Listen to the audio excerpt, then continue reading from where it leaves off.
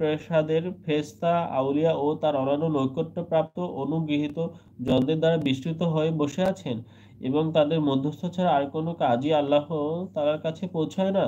এটা ভুল কথা।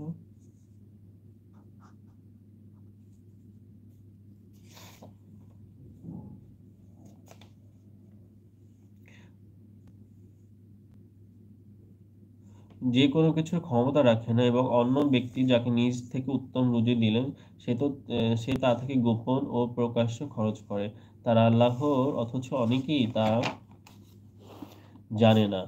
আল্লাহ দুই ব্যক্তির উপমা উপমা দিলেন। একজন বোবা, কোনো কিছু করার শক্তি তার নেই, তাই সে তার মনিবের উপর বোঝা স্বরূপ। মনিব তাকে যেদিকেই পাঠায় সে কোনো কল্যাণ বয়ে আনতে পারে না। সে কি ওই ব্যক্তির সমান হবে যে ন্যায় নির্দেশ দেয় এবং নিজেও সরল পথের উপর আছে? আর আল্লাহর জন্য আকাশ ও পৃথিবীর যাবতীয় গুপ্ত বিষয় আর কিয়ামত তা তো চোখের পলকের অনুরূপ অথবা তদপেক্ষাও নিকটতম। নিঃসন্দেহে আল্লাহ সর্বশক্তিমান। আর আল্লাহ তোমাদেরকে মাতৃগর্ভ হতে এমন অবস্থায় বের করেছেন যে তোমরা কিছুই জানতেন না। আর তিনি তোমাদেরকে শ্রবণ শক্তি ও হৃদয় প্রদান করেছেন যাতে তোমরা তার কৃতজ্ঞতা প্রকাশ করতে পারো। শূন্য আকাশে নিয়ন্ত্রিত পাখির প্রতি কি লক্ষ্য করে না? একমাত্র আল্লাহই তাদেরকে সেখানে স্থির রাখেন। মুমিন সম্প্রদায়ের জন্য এতে নিদর্শন রয়েছে। আল্লাহ তোমাদের ঘরকে তোমাদের জন্য বাসযোগ্য করেন আর জন্তুর চামড়া দ্বারা তোমাদের জন্য তাঁবুর ব্যবস্থা করে দিয়েছেন যা ভ্রমণ ও অবস্থানকালে হালকা মনে করো। আর তিনি তোমাদের জন্য ব্যবস্থা করেন তাদের পশম, লোম ও কেশ হতে নির্দিষ্ট কালের সামগ্রী ও ব্যবহারের দ্রব্য বানিয়েছেন। আল্লাহ স্বয়ং সৃষ্টি হতে তোমাদের জন্য ছায়ার এবং পর্বতে আস্থার ব্যবস্থা করেছেন। তোমাদের জন্য আরও ব্যবস্থা করেছেন বস্ত্র দ্বারা তাপ হতে এবং বর্মের দ্বারা যুদ্ধের রক্ষার। এভাবে তিনি তোমাদের প্রতি স্বয়ং অনুগ্রহ অনুগ্রহপূর্ণ করেন যেন তার অনুগত হও। টিকা আয়াত নং হচ্ছে ৭৬তম আয়াতের টিকাটা পড়বো আমি এখন।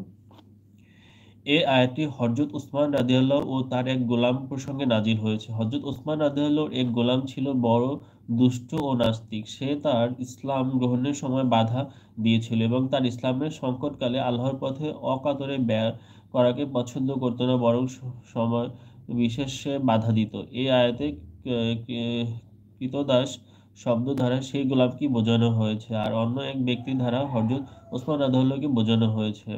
টিকা আয়াত নং হচ্ছে ৮০তম আয়াতের টিকা পড়ব। একটি ব্যাপারের মধ্যে কয়েকটি প্রমাণের কথা এজন্য বলা হয়েছে যে পক্ষীকুলকে এরূপ এক বিশেষ গঠন সৃষ্টি করা যার ফলে ওরা সম্ভব হচ্ছে, এটা একটা প্রমাণ। আবার শূন্যমণ্ডলকে এমনভাবে সৃষ্টি করা হয়েছে যাতে ওরা সম্ভব হচ্ছে, এটা একটা প্রমাণ। আবার উড়াও কার্যটি বাস্তব রূপ গ্রহণ করা আর একটা প্রমাণ। এতদিন উড়ার ব্যাপারে যত প্রকার উপাদান, খুবই সুন্দর একটা কথা।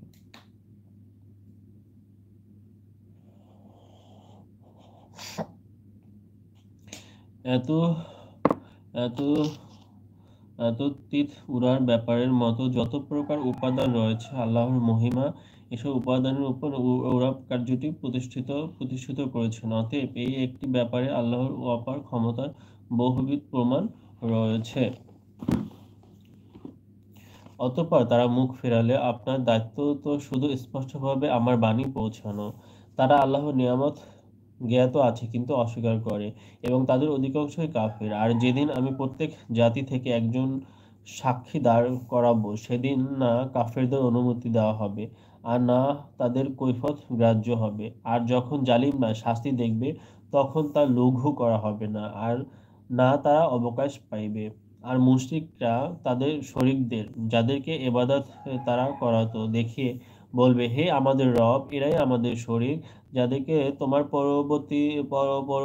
পরিবর্তে ডাকতাম। তখন তারা তাদের উপাস্যগুলোর উত্তরে তাদেরকে বলবে, অবশ্যই তোমরা মিথ্যাবাদী। সেদিন তারা মুশরিকরা আল্লাহর নিকট আত্মসমর্পণ করবে এবং তাদের মিথ্যা রচনা সেদিন তাদের নিকট থেকে উধাও হবে। কাফের ও আল্লাহর পথে বাধা দানকারীদের শাস্তির পর শাস্তি বৃদ্ধি করব, কারণ তারা বিপর্যয়।